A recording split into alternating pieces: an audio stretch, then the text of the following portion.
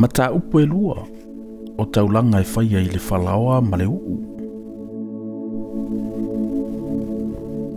A au mai fo i se tasi se taulanga i me ai i a Yehova.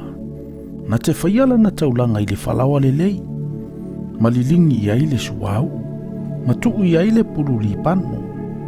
Na te au mai ai i antali o apera amo Faitauina. Na te lulu mai ai se luutanga le whalaoa atoa ma le suau. Ma le pulu li pano umalava. O na susunu ai lea le Faitauina lo na whamanatunga i le whata Faitauina. O le taulanga le e whai i le afi. O le mea manongi le lei i a Yehova. O mea fo i e tutoi o le taulanga i mea e ai. E ia a rona mauna tali ia. O le mea sili o na pa ia i taulanga e whai i le afi i a Yehova. Pea e avatu fo i se taulanga i mea e ai ua tau i le umu. Ia whai ni poto i a reto le lei e le whaafefeteina. Ua palua fo i male uu. Po whaapapae le whaafefeteina. Ua nini le uu. Ai a whai o lau taulanga o le taulanga le i me e ai i se ua mea salafa.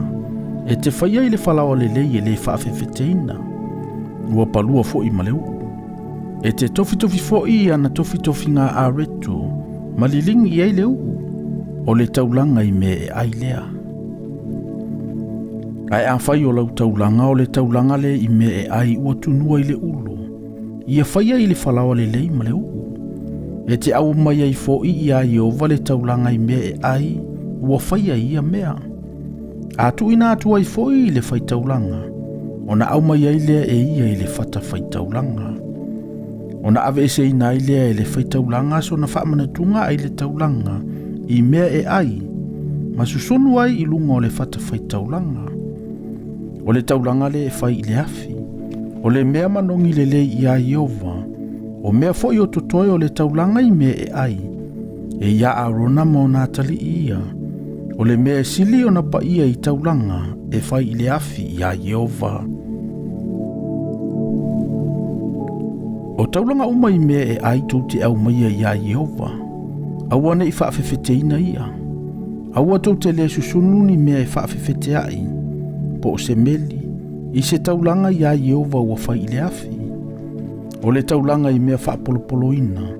Tau te au mai ai i a Yehova.